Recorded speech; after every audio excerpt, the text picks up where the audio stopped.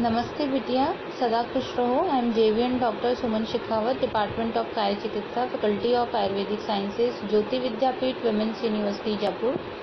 Today we will discuss about the symptoms of Prashast Shukra. वाजीकरण। जिस औषध व आहार विहार से व्यक्ति में अश्व के समान मैथुन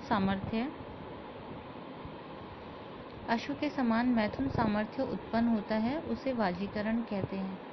इसकी 3 श्रेणियां बताई गई हैं: शुक्र जनन, शुक्र प्रवर्तक, शुक्र जनन एवं प्रवर्तक। शुक्र जनन जो है, जैसे घृत, दुग्ध, मांस, शतावरी, ये सभी शुक्र जनन का कार्य करते हैं। शुक्र प्रवर्तक मांस, प्रौंश, अकरकरा, मद्य, धतूरा, स्त्री स्पर्श, ये सभी शुक्र प्रवर्तक होते हैं।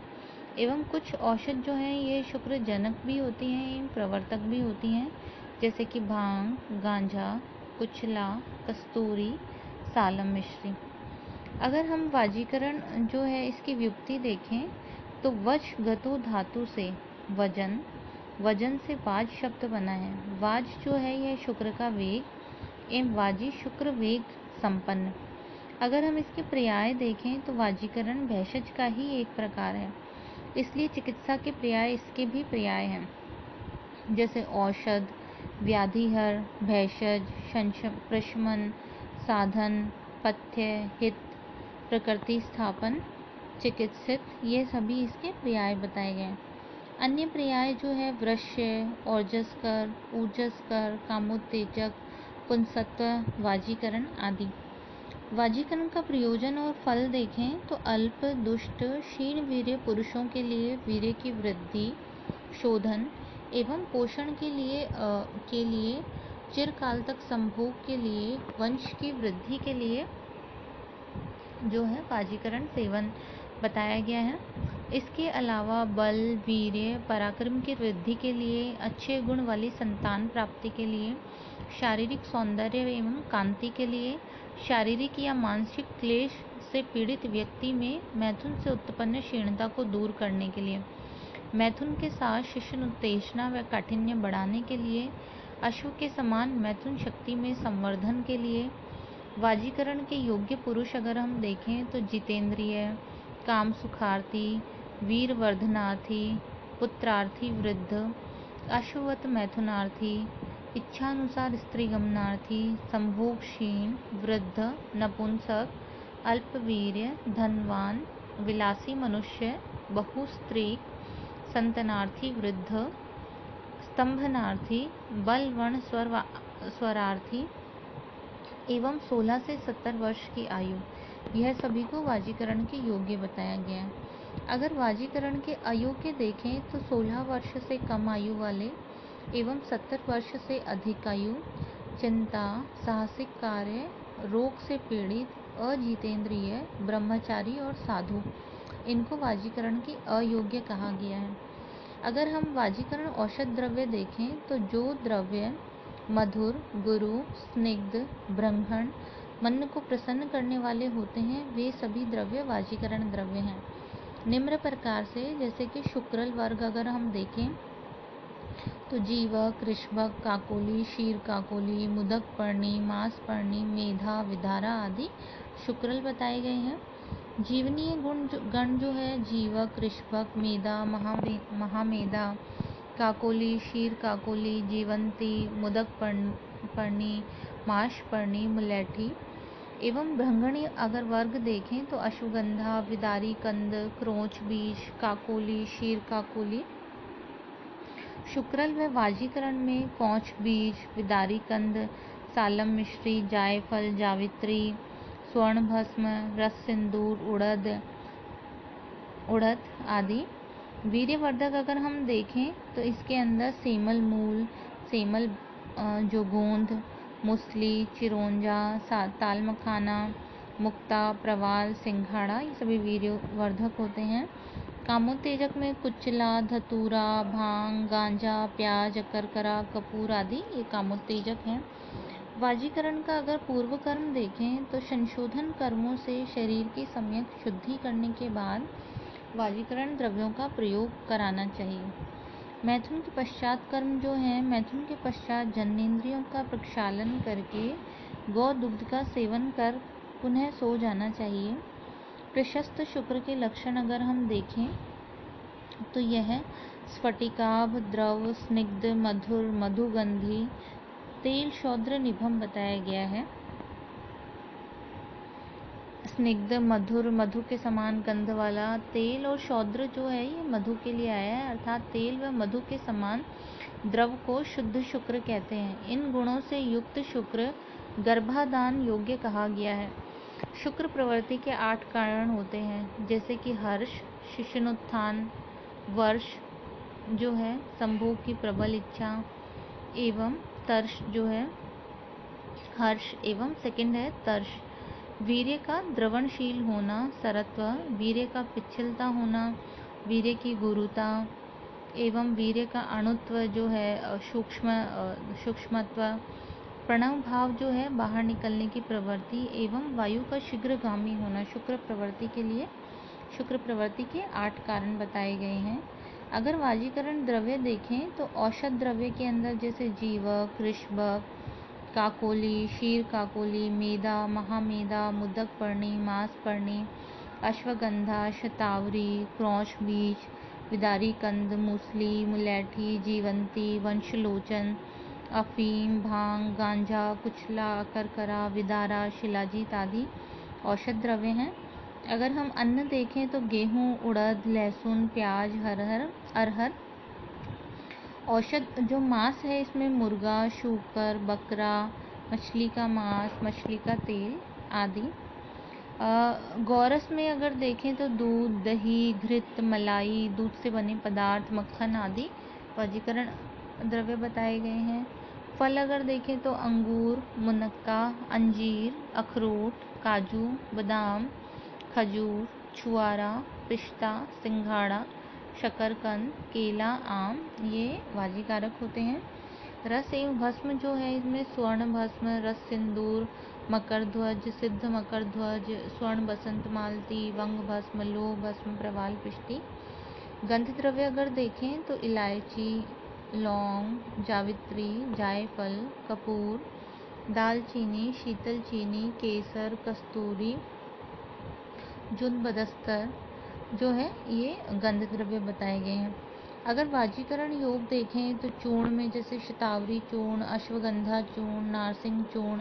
शतावरी चूर्ण 5 ग्राम प्रातः शाय दूध से, अश्वगंधादि चूर्ण 5 ग्राम प्रातः शाय दूध से, नारसिंग चूर्ण 5 ग्राम प्रातः शाय दूध से। वटी देखें तो चंद्रप्रभा वटी में 2 वटी प्रातः शाय दूध से, मकर ध्वज वटी 1 वटी प्रातः शाय दूध से, मदन मंजरी वटी 2 वटी प्रातः शाय दूध से।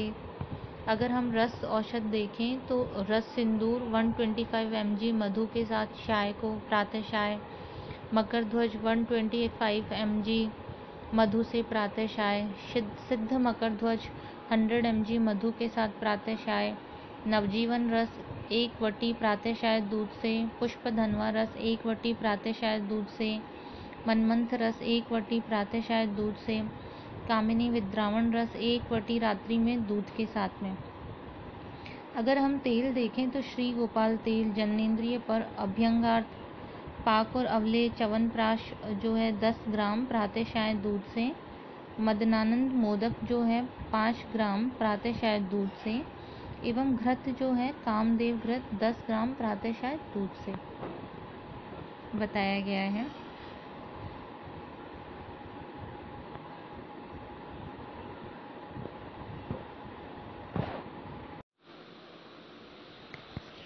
नमस्ते बिटिया, हमेशा खुश रहो। I am JVN doctor Suman Shekhawat, department of Kaya Chikitsa, Jyoti Vidyapeeth women's university, Jaipur.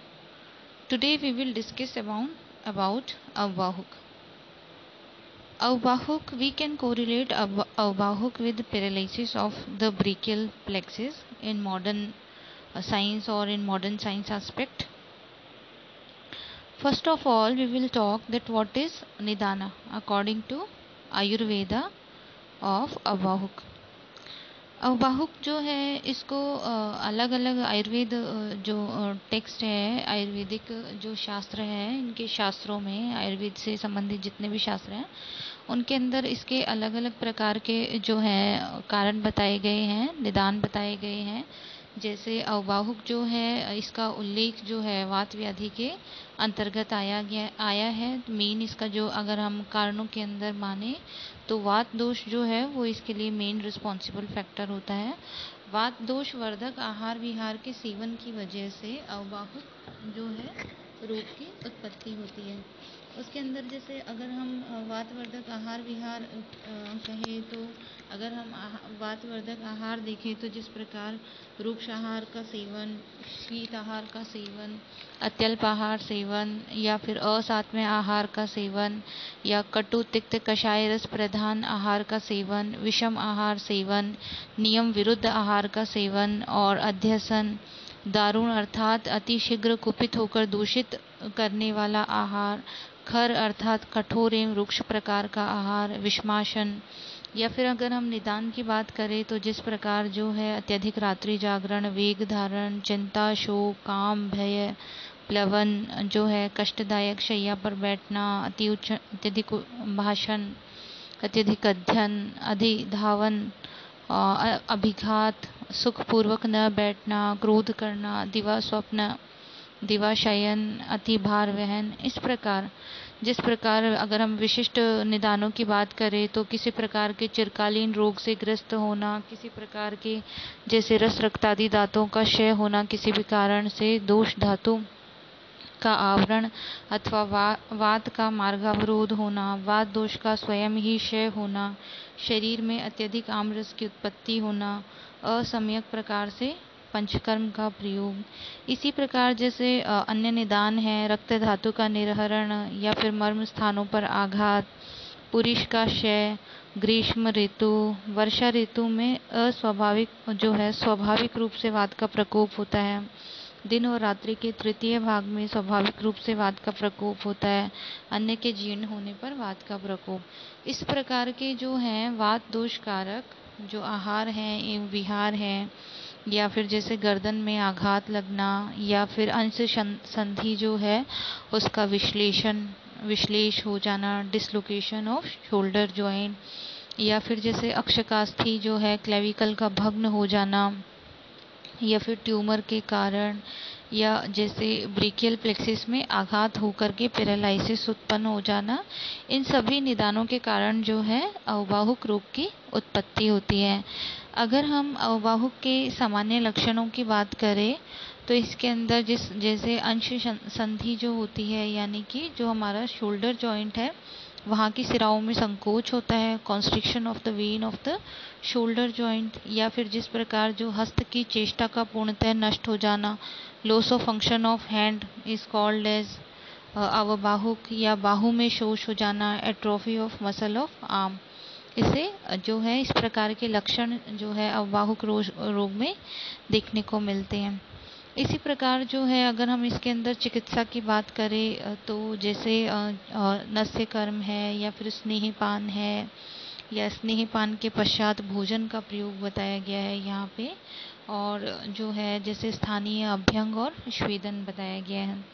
विशेष रूप से अगर हम जैसे हमारे जो है आचार्य वाग्भट के अकॉर्डिंग देखें तो उन्होंने अष्टांग हृदय निदान स्थान के अंदर कहा है अंशमूल स्थितो वायु शिरा संकोच्य तत्रगा बाहुर प्रस्पंदित हरम जनयति अवबाहुकम। अर्थात अंशमूल स्थितो वायु, ये जो निदान है वातवर्धक आहार विहार इनका सेवन करने की वजह से अंशमूल में जो स्थित वायु होती है वो वहाँ के शिराओं का संकोच कर देती है, जिसकी वजह से वहाँ की जो चेष्टा होती है बाहु प्रस्पंदित हरम जनयति अवबाहुकम, वहाँ की जो चेष्टा होती है उसका नाश हो जाता है। यह जो कंडीशन होती है इसको अवबाहुक कहते हैं। इसी क्रम के अंदर आचार्य वाग्भट ने इसके चिकित्सा के लिए कहा है अवबाहो हितम नश्य स्नेहस्य उत्तर भक्तिकम। ठीक है, यानी अवबाहुक का जो रोगी है जिसको जो अवबाहुक से ग्रसित है उसके लिए नस्य कर्म जो है वह हितकारी है। और यहाँ स्नेहपान के पश्चात इन्होंने भोजन का जो है विधान बताया है इन्होंने। स्नेहपान के पश्चात भोजन सेवन का के लिए कहा है।